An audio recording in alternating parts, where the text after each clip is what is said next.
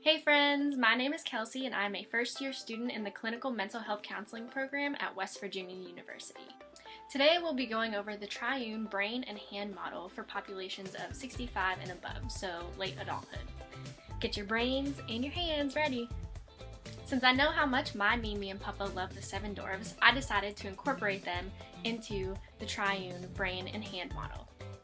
So before we get started today, let's meet all of our helpers. First is Mimi and Papa. There they are, we'll meet them later.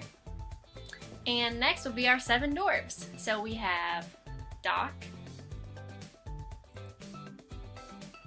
Happy, Dopey,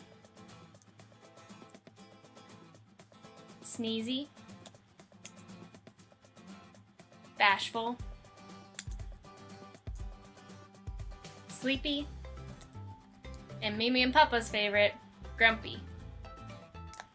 So now that we've met our helpers for today, it's time to get into the hand model, so get your hands ready.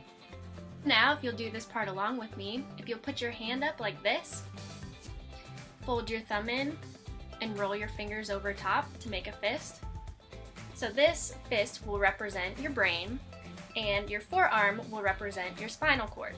For the purpose of this analogy with our 7 dwarves, the fist will represent a treehouse, and the forearm will represent a tree trunk. So when our 7 dwarves are living up in the treehouse, they must climb down the ladder to communicate any information to Snow White on the ground, and then they can take information they receive from her and climb back up the ladder to the treehouse to communicate it with the rest of the dwarves.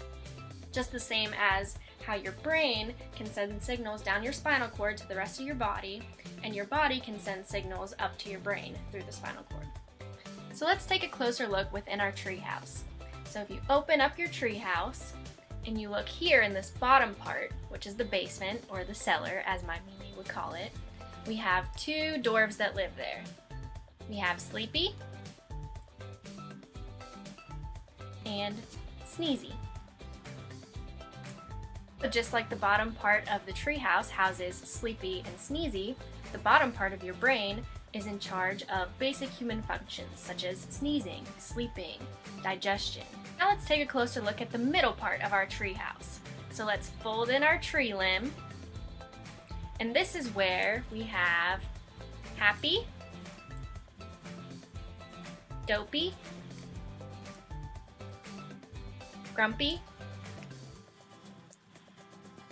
and Bashful.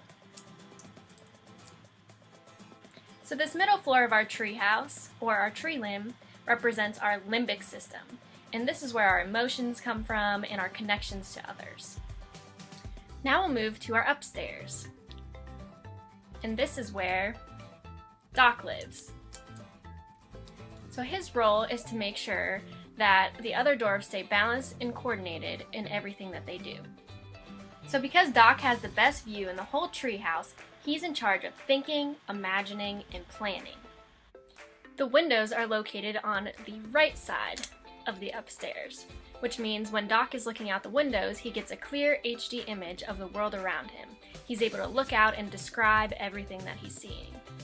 So after he's done observing the world through the right side, he moves over to the left side where he likes to keep his rocking chair and have story time and explain what he saw. So this upstairs portion of our treehouse represents our prefrontal cortex in the brain, which is responsible for higher ordered thinking, processing, planning, and integrating the information that we experience in the world. So the right prefrontal cortex, or the window part in Doc's case, is responsible for observing the world and describing what we see. And on the left side, which is Doc's rocking chair storytime place, is the left prefrontal cortex, which is responsible for explaining the world. As I mentioned before, Doc is the ringleader of all the other dwarves. He coordinates and integrates everything that has to be done within the treehouse. So when Doc gets frustrated, stressed, or really angry, he decides to leave. So with Doc out of the picture, it's up to the other dwarves to take over and control what's going on within the treehouse. When people become extremely frustrated, experience trauma, they get really upset, their docs go offline, and this is called flipping your lid. So essentially, your prefrontal cortex is now offline and is no longer integrating the information that you're receiving.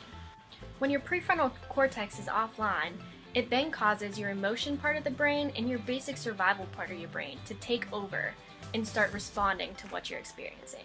So think of this as having maybe Grumpy or Sleepy be in charge of making the decisions in your brain right now.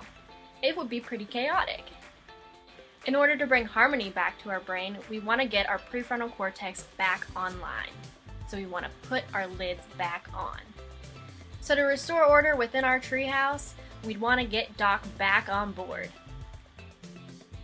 So with Doc back in the picture again, we now see that there's higher order thinking, planning, coordination going on again within the treehouse. If you ever realize that Grumpy's doing the talking or that your emotions have taken over, it might be a good time to call up Doc and see if he'll come help you out, because he's the man for the talking, not Grumpy. I hope you enjoyed my Seven Dwarfs version of the Triune brain and hand model. Now it's time to put it to the test with Mimi.